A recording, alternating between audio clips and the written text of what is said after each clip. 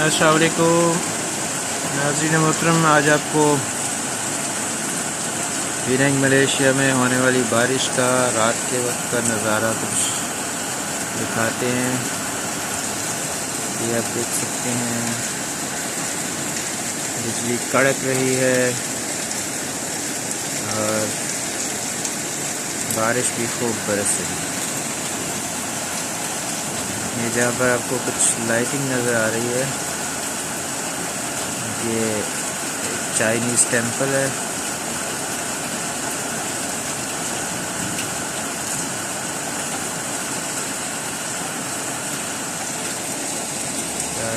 Light से कुछ बेहतर नज़ारा नजर आए, लेकिन मेरा ख्याल है कि लाइट से बेहतर नहीं हुआ।